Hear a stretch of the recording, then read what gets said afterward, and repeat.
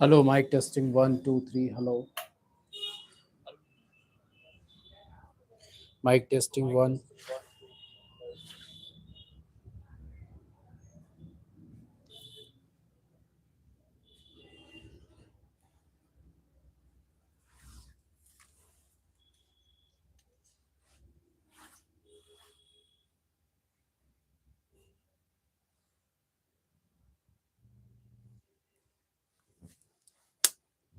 Hello.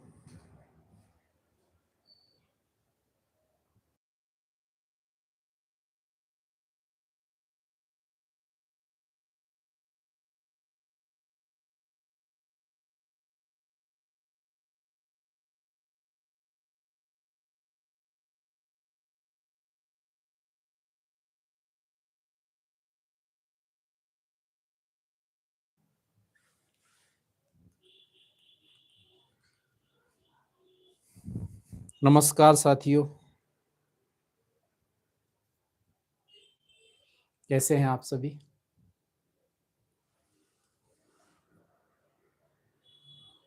आप सभी को एक बार पुनः नववर्ष की हार्दिक शुभकामनाएं। कैलेंडर नववर्ष की हार्दिक शुभकामनाएं। Happy new year to all of you. I hope आपको मेरी आवाज क्लियर आ रही होगी।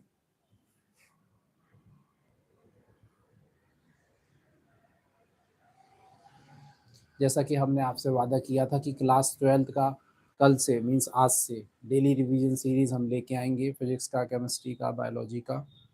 सो हम उसको लेके आ गए हैं। हम बिल्कुल चैप्टर 1 से रिवीजन करेंगे हर सब्जेक्ट में, ठीक है। और जो क्लास होगी आपकी वो बिल्कुल डिजिटल क्लास होगी, एनिमेटेड होगी। ज़्यादातर बच्चे इंग्लिश मीडियम के हैं, फिर भी मैं कोशिश करूँगा कि हिंदी मीडियम वाले बच्चों की भी हेल्प हो पाए, है ना। एक बार नज़र देख लीजिए, कुछ हमारे जो फीचर्स लिखे हुए हैं और सोशल मीडिया हैंडल्स लिखे हुए हैं। जैसा कि आपको नेम से ही दिख जाएगा कि यहाँ पर डिजिटल लर्निंग होती है। अभी फ़िलहाल फोकस हम कर रहे हैं बोर्ड क्लास के एग्ज़ाम्स पर, ताकि बच्चे अच्छे से अच्छे मार्क्स लेके आ पाए। क्लास अच्छी लगती है। सबसे पहले तो आप लाइव पर आते हो तो प्लीज़ लाइव को लाइक किया करें, है ना। कोई भी फीडबैक देना है तो कमेंट में बताया करें कैसी क्लास लगी और क्या करना चाहिए।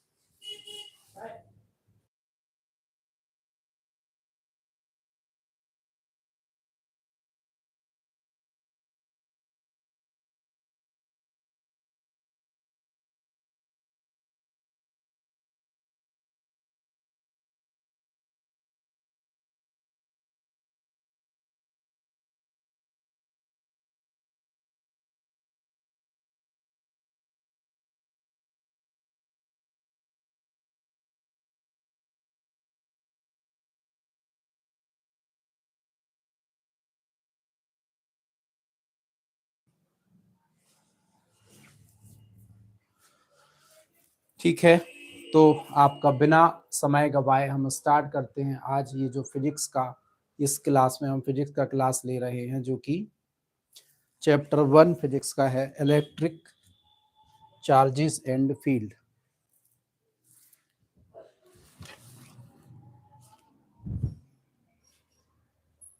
तो हम स्टार्ट करते हैं उसको।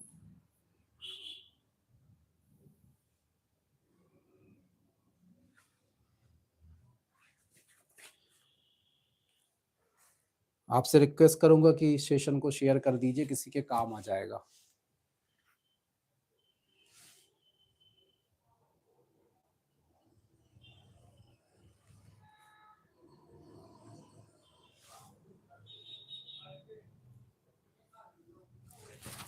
In this module, we will be studying about electric charge.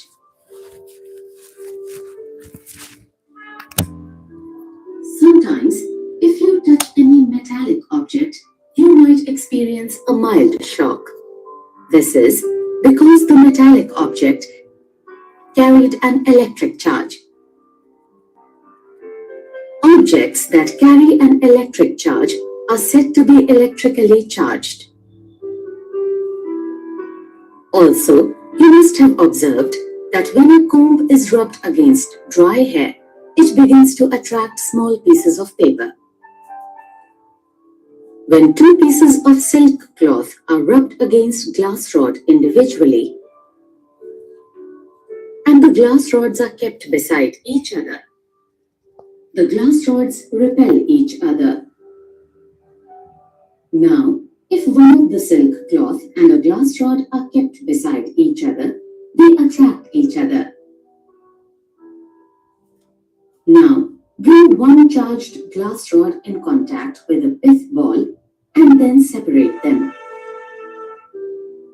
Then, bring the other charged glass rod in contact with the other pith ball and then separate them too. When these pith balls are kept close to each other without contact, we observe that they repel each other. The physical quantity responsible for all this phenomena is known as electric charge. Electric charge can be defined as the property of matter that exhibits its electrostatic interaction with other matter.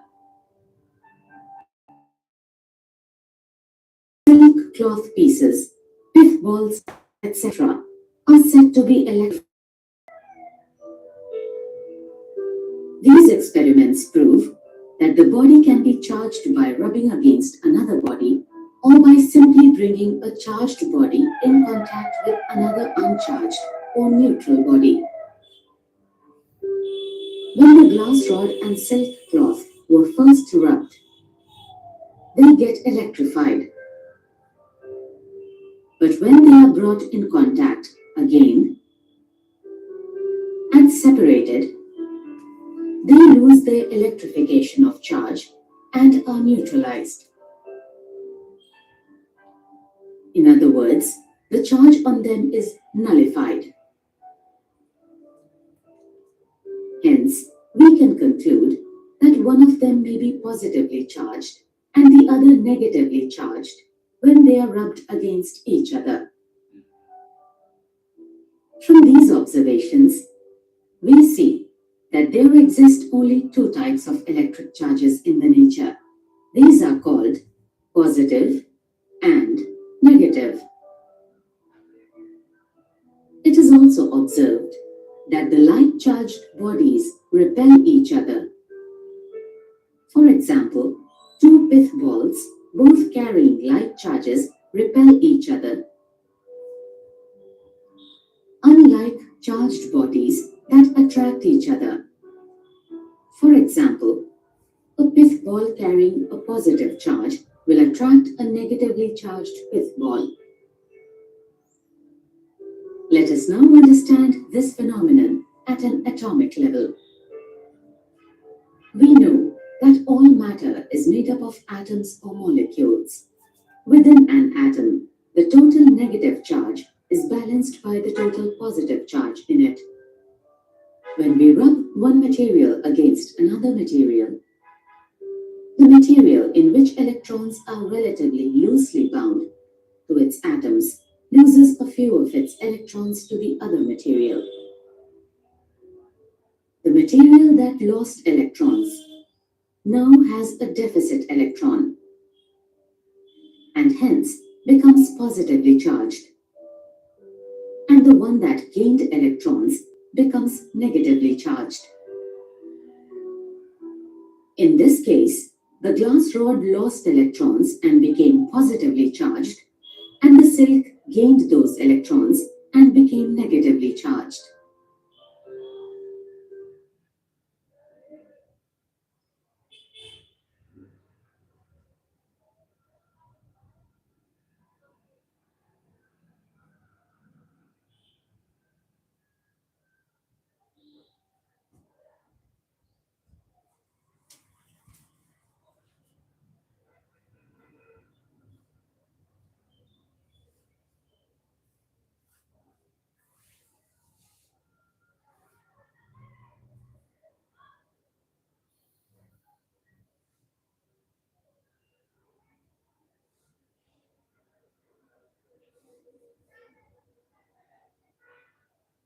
इस अनुभाग में हम विद्युत आवेश के बारे में अध्ययन करेंगे।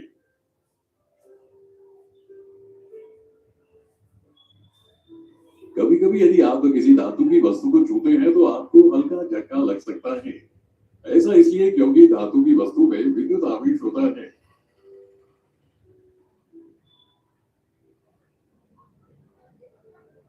जो वस्तुएं विद्युत आवेश धारण करती हैं, उन्हें विद्युत आवेशित कहा जाता है। इसके अतिरिक्त आपने ये भी देखा होगा कि जब कंघी को सूखे बालों पर रगड़ा जाता है तो वह कागज के छोटे छोटे टुकड़ों को अपनी ओर आकर्षित करने लगती है। जब रेशमी कपड़े के दो टुकड़ों को कांच की छड़ पर अलग अलग रगड़ा जाता है और कांच की छड़ों को एक दूसरे के बगल में रखा जाता है तो कांच की छड़ें एक दूसरे को प्रतिकर्षित करती हैं। अब यदि रेशमी कपड़े और कांच की छड़ को एक दूसरे के निकट रखा जाए तो वे एक दूसरे को आकर्षित करते हैं। अब एक आवेशित कांच की छड़ को सरकंडे की गोलियों के संपर्क में लाएं और फिर उन्हें अलग करें। फिर दूसरी आवेशित कांच की छड़ को दूसरी सरकंडे की गोली के संपर्क में लाएं और फिर उन्हें अलग करें। जब इन सरकंडे की गोलियों को बिना संपर्क के एक दूसरे के करीब रखा जाता है तो हम देखते हैं कि वे एक दूसरे को प्रतिकर्षित करती हैं। इन सभी परिघटनाओं के लिए उत्तरदायी भौतिक राशि को विद्युत आवेश के रूप में जाना जाता है। विद्युत आवेश को पदार्थ के उस गुण के रूप में परिभाषित किया जा सकता है जो अन्य पदार्थ के साथ उसकी स्थिर वैद्युत अंतःक्रिया को प्रदर्शित करता है। पहले के उदाहरणों को देखते हुए हम ये निष्कर्ष निकाल सकते हैं कि कंघी, कांच की छड़, रेशमी कपड़े के टुकड़े, सरकंडे की गोलियां आदि जैसे पिंड विद्युतीकृत माने जाते हैं या आवेशित पिंड कहलाते हैं।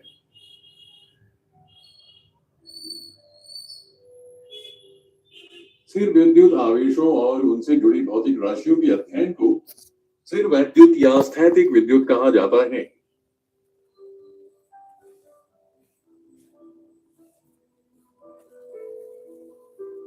इन प्रयोगों से यह सिद्ध होता है कि किसी पिंड को किसी अन्य पिंड से रगड़कर आवेशित किया जा सकता है या किसी आवेशित पिंड को किसी अन्य अनावेशित या उदासीन पिंड के संपर्क में लाकर भी आवेशित किया जा सकता है। जब कांच की छड़ और रेशमी कपड़े को पहली बार रगड़ा गया तो वे विद्युतीकृत हो गए, लेकिन जब उन्हें पुनः संपर्क में लाया गया और अलग किया गया तो उनका विद्युतीकृत आवेश समाप्त हो गया और वे उदासीन हो गए।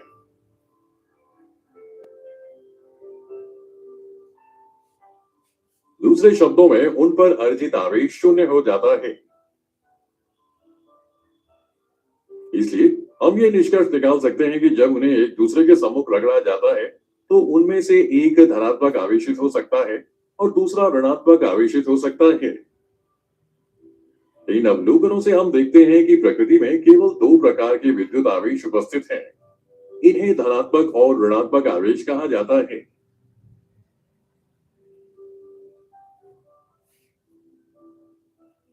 यह भी देखा गया है कि सजातीय आवेश वाले पिंड एक दूसरे को प्रतिकर्षित करते हैं। उदाहरण के लिए दो सरकंडे की गोलियां जिन पर समान आवेश है एक दूसरे को प्रतिकर्षित करती हैं एवं विजातीय आवेशित पिंड एक दूसरे को आकर्षित करते हैं। उदाहरण के लिए धनात्मक आवेश वाली सरकंडे की गोली ऋणात्मक आवेश वाली सरकंडे की गोली को आकर्षित करेगी। आइए अब इस परिघटना को परमाणुविक स्तर पर समझें। हम जानते हैं कि सभी पदार्थ परमाणुओं या परमाणु के भीतर अणुओं से बने होते हैं।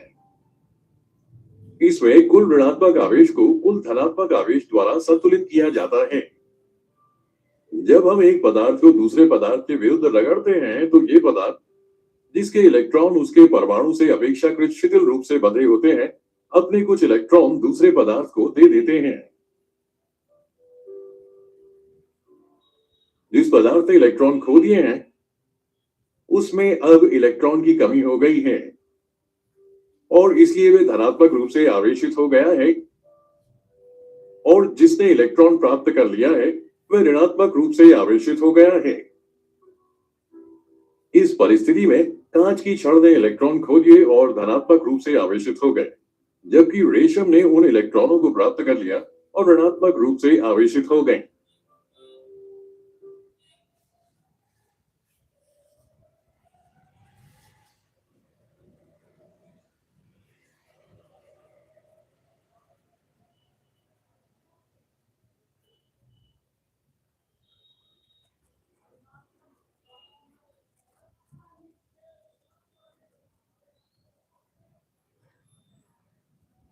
In this module, we will be learning about properties of charges. Conventionally, electric charges are called positive and negative charges. Like charges repel each other, and unlike charges attract each other.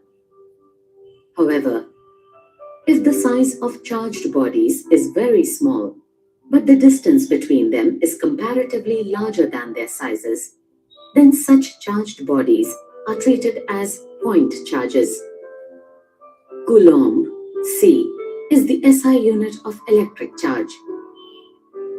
However, smaller units such as microcoulomb and millicoulomb are also used in electrostatics. Electric charge is a scalar quantity which has only magnitude but no direction.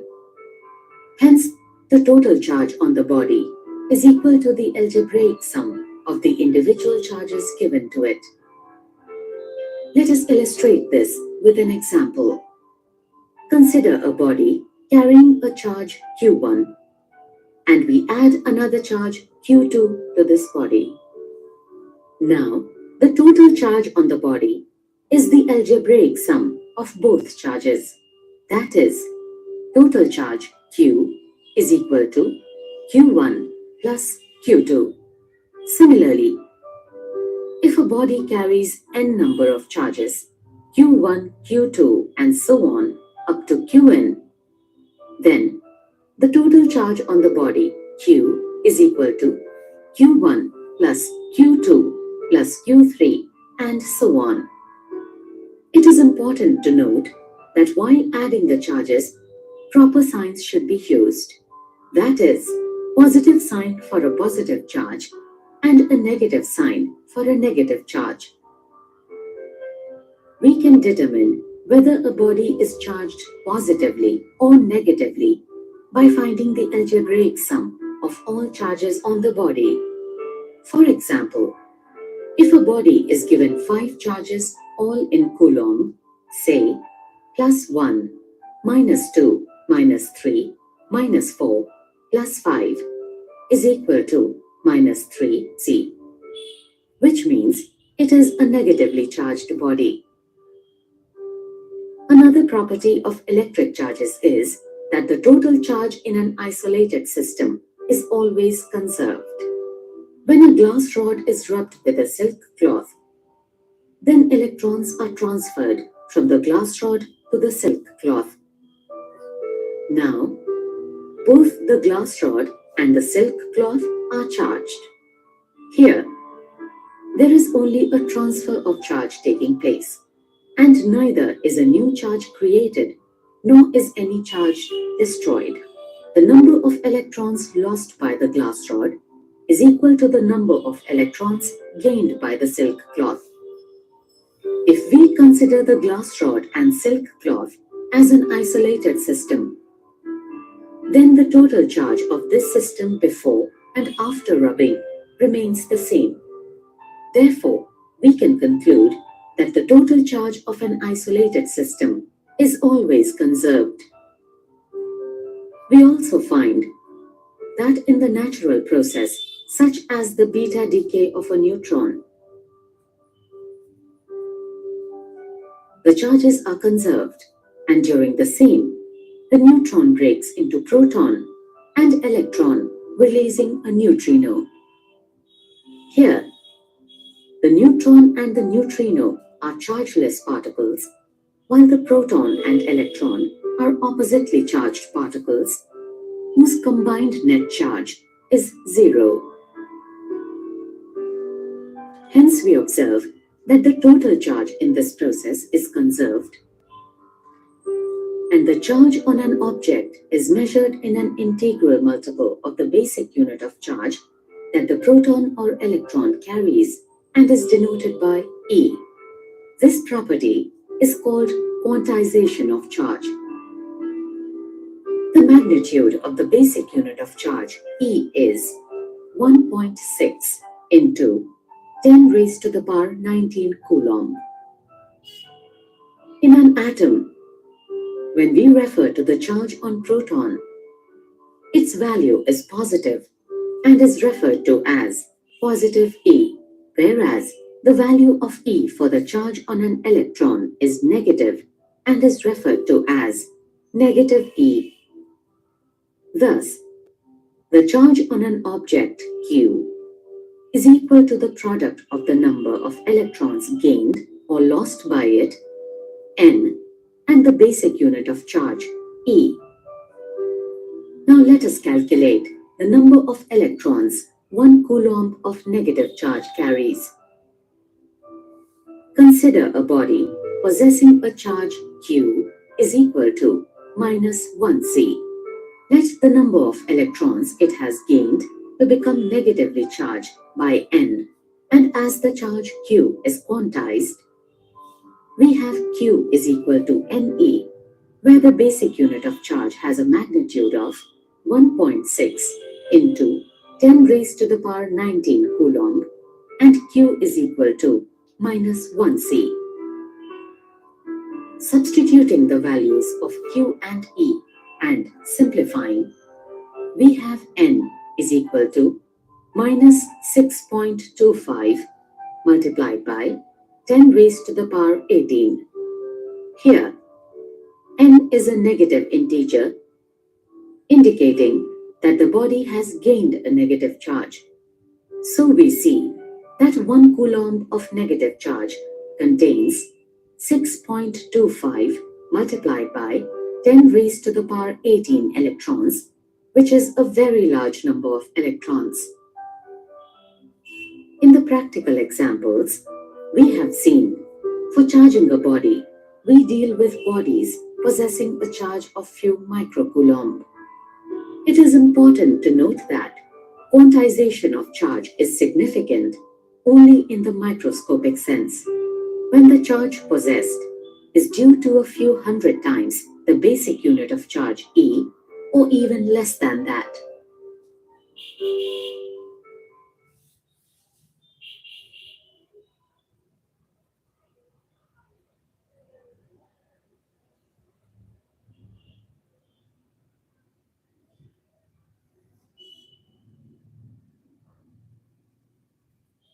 Coulomb का नियम। इस अनुभाग में हम coulomb के नियम के बारे में जानेंगे। कूलम का नियम कहता है कि दो आवेशों के बीच स्थिर वैद्युत बल आवेशों के गुणनफल के अनुक्रमानुपाती होता है और आवेशों के बीच की दूरी के वर्ग के व्युत्क्रमानुपाती होता है, अर्थात F अनुक्रमानुपाती है मॉड Q1 Q2 के। आइए इसे समीकरण 1 के रूप में अंकित करें। इसके अलावा F आवेशों के बीच की दूरी R के वर्ग के व्युत्क्रमानुपाती होता है, यानी F व्युत्क्रमानुपाती है 1/R वर्ग के। आइए इसे समीकरण 2 के रूप में अंकित करें। इसलिए दूरी R द्वारा अलग किए गए आवेशों Q1 और Q2 के बीच स्थिर वैद्युत बल F के अनुक्रमानुपाती होगा। F अनुक्रमानुपाती है मॉड Q1 Q2/R वर्ग के। आइए इसे समीकरण 3 के रूप में अंकित करें। समीकरण F बराबर K मॉड Q1 Q2/R वर्ग प्राप्त करने के लिए आनुपातिकता स्थिरांक K का उपयोग किया जाता है। आइए इसे समीकरण 4 के रूप में अंकित करें। यदि आवेश को मुक्त आकाश अर्थात वायु या निर्वात में अलग किया जाए तो स्थिरांक K का मान K बराबर 1/4 पाई एप्सिलॉन नॉट होता है, जहां एप्सिलॉन नॉट को मुक्त आकाश या निर्वात की विद्युतशीलता अथवा परावैद्युतांक कहते हैं। समीकरण 1, 2, 3 और 4 से स्थिर वैद्युत बल F बराबर 1/4 pi epsilon not mod Q1 Q2/R वर्ग। SI मात्रकों में K का मान लगभग 9 गुणा 10 की घात 9 न्यूटन मीटर वर्ग कूलम की घात ऋण 2 है। एप्सिलॉन नॉट बराबर 8.854 गुणा 10 की घात ऋण 12 कूलम की घात 2 न्यूटन की घात ऋण 1 मीटर की घात ऋण 2 है। अतः F बराबर 9 गुणा 10 की घात 9 मॉड Q1 Q2 बटे R की घात 2। कूलम के नियम का उपयोग करते हुए एक एकांक आवेश को एक ऐसे आवेश के रूप में परिभाषित किया जा सकता है जो 9 गुणा 10 की घात 9 न्यूटन के स्थिर वैद्युत बल का अनुभव करता है जब उसे किसी अन्य एकांक आवेश से 1 मीटर की दूरी पर मुक्त स्थान में रखा जाता है। आइए अब हम सदिश रूप में कूलम के नियम का अध्ययन करें। मान लीजिए आवेश Q1 और Q2 मूल बिंदु O के सापेक्ष क्रमशः स्थिति सदिश R1 और R2 द्वारा निर्दिष्ट स्थितियों पर हैं। सदिश R21 बराबर R2 घटा R1 है तथा Q1 और Q2 को जोड़ता है। Q के कारण Q1 पर लगने वाला बल F12 है। Q1 के कारण Q2 पर लगने वाला बल F21 है। सदिश रूप में हम कूलॉम के नियम को यहां दर्शाए अनुसार व्यक्त कर सकते हैं। यदि Q1 और Q2 समान आवेश हैं तो वे प्रतिकर्षित करते हैं। इस स्थिति में आवेश Q और Q2 का गुणनफल धनात्मक होगा। एकांक सदिश R12 कैप यहां दिखाया गया है। बल F12 एक एकांक सदिश R12 कैप की दिशा में होगा। यदि Q1 और Q2 एक दूसरे के सापेक्ष असमान है तो बल F12 एकांक सदिश R21 की दिशा में होगा। क्योंकि असमान आवेश एक दूसरे को आकर्षित करते हैं, इस स्थिति में आवेश Q1 और Q2 का गुणनफल ऋणात्मक होगा। एकांक सदिश R21 कैप दिखाए गए अनुसार दिया गया है। न्यूटन के तीसरे नियम के अनुसार Q2 Q1 द्वारा अनुभव किए गए स्थिर वैद्युत बल के बराबर विपरीत बल अनुभव करता है। अतः हम F21 बराबर ऋण F12 लिख सकते हैं।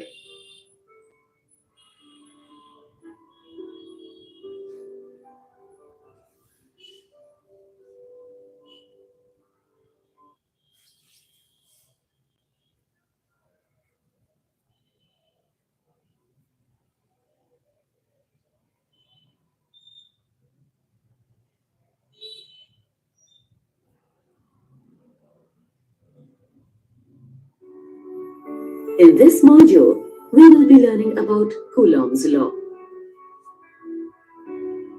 Coulomb's law states that the electrostatic force between two charges is directly proportional to the product of the charges and inversely proportional to the square of the distance between the charges.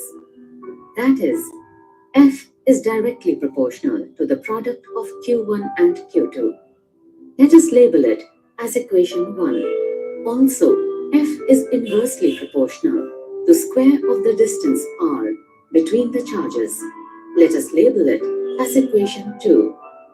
Hence, the electrostatic force F between the charges Q1 and Q2 separated by a distance r is proportional to Q1 Q2 upon r square. Let us label it as equation 3.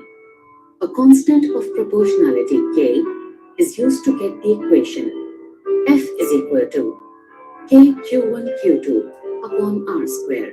Let us label it as equation 4. If the charge is separated in free space, that is, air or vacuum, the value of constant k is equal to 1 by 4 pi epsilon naught, where epsilon naught is called the permittivity of free space. From equation 1, 2, 3 and 4, the electrostatic force F is equal to 1 by 4 pi epsilon naught Q1 Q2 upon r square. In SI units, the value of the proportionality constant K is approximately equal to 9 into 10 power 9 Newton meter square by Coulomb square, and epsilon naught is equal to 8.85 into 10 power minus 12 Coulomb square by Newton meter square.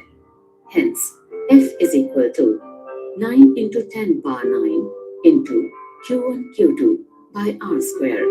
Using Coulomb's law, A unit charge can be defined as one that experiences an electrostatic force of 9 into 10 power 9 Newton when placed at a distance of 1 meter from another unit charge in free space. Let us now study Coulomb's law in vector form. Let the charges q1 and q2 be at positions specified by the position vectors r1 and r2 with respect to the origin O. The vector r21 is equal to r2 minus r1 and joins q1 and q2. The force on q1 due to q2 is F12. The force on q2 due to q1 is F21. In vector form, we can express Coulomb's law as shown here. If q1 and q2 are like charges, they repel. In this case, the product of the charges q1 and q2 will be positive. The unit vector r12 cap is given as shown. Here, the force F12 will be in the direction of unit vector r12 cap.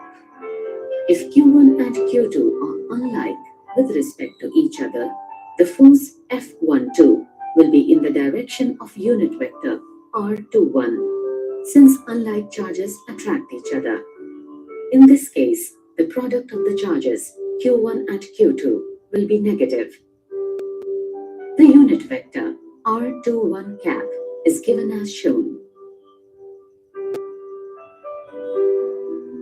According to Newton's third law, Q2 experiences an equal and opposite electrostatic force to the one experienced by Q1. Therefore, we can write F21 is equal to minus F12.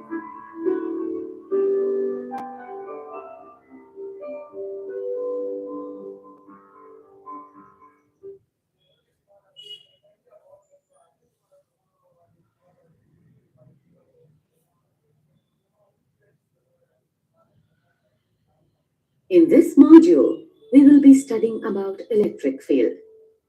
Consider a charged particle with a charge Q held at rest at the origin of an imaginary coordinate system. If we place a charge Q0 at a point N near charge Q and release it, then the charge Q0 accelerates away from the origin. This acceleration is due to a force on charge Q0. Now, let us remove the charge Q from the origin and reintroduce charge K0 at the same point N.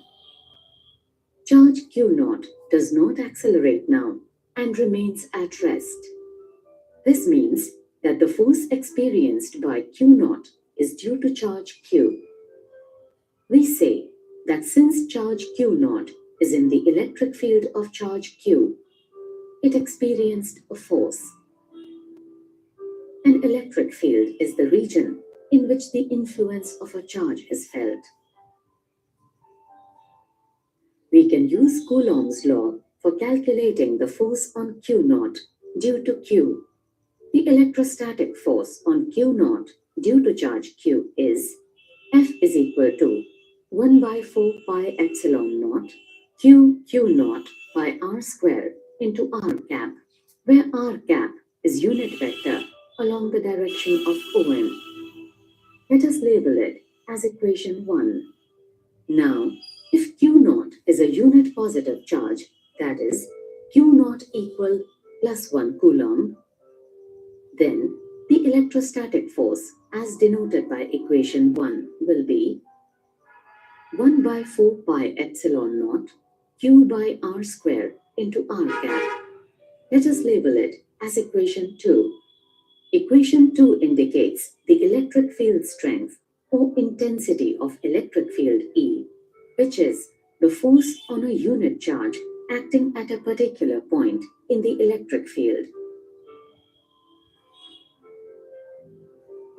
Therefore, the electric field strength due to charge Q at point N is E is equal to 1 by 4 pi epsilon naught Q by R square into R cap. Let us label it as equation 3. Electric field strength E is a vector quantity pointing in the direction of the force on a unit positive charge at a point in the electric field. In SI units, it is measured in Newton per Coulomb or volt per meter. From equations 1 and 3, the force on the charge Q0 can now be expressed as F is equal to Q0 E. Let us label it as equation 4. Hence, we can write the electric field strength at N as E is equal to F by Q0. Just label it as equation 5. The above equation is valid as long as the test charge Q0 is very small and its own electric field is negligible. Hence, at point N, we write the electric field strength. E is equal to F by Q0 limit Q0 tending to 0 for a given distance r from a source charge Q. The value of 1 by 4 pi epsilon naught is always constant, and hence E as given by equation 3 will also be constant. Hence, the electric field strength E at distance r from the source charge Q is independent of the test charge Q0 and varies with r cap and is inversely proportional to r square. It is important to note that the electric field at any point in the electric field is finite and is zero only when distance r is equal to infinity.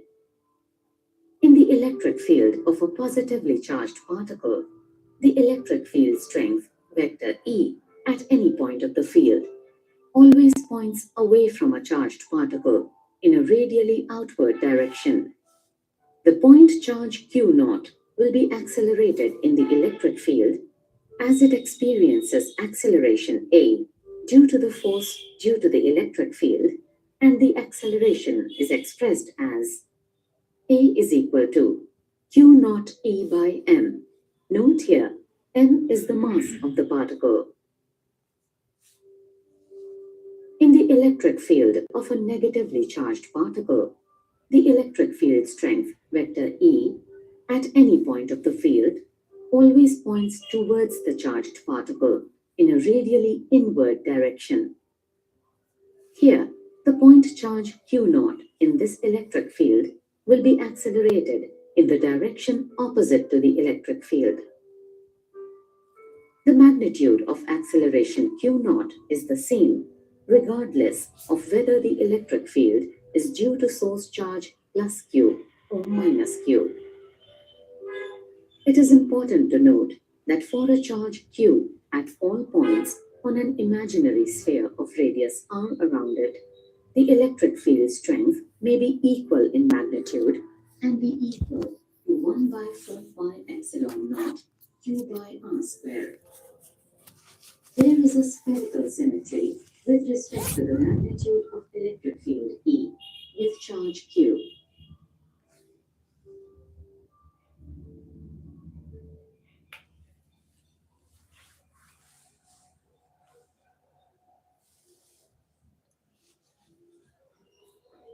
तो साथियों, कैसा लगा ये session? आज daily revision series का first day था। ये physics का फर्स्ट क्लास फर्स्ट चैप्टर का हमने स्टार्ट किया। अब इसके बाद थोड़ी ही देर में केमिस्ट्री का फर्स्ट चैप्टर स्टार्ट होने जा रहा है। अच्छा लगा सेशन तो प्लीज़ लाइक करिए, शेयर करिए और कमेंट जरूर करिएगा, ठीक है। हम छोटे से इंटरवल के बाद फिर केमिस्ट्री की क्लास लेके आते हैं क्लास 12th के लिए। आपने देखा बाइलिंगुअल, हम हिंदी में भी बताते हैं, इंग्लिश में भी बताते हैं, ठीक है।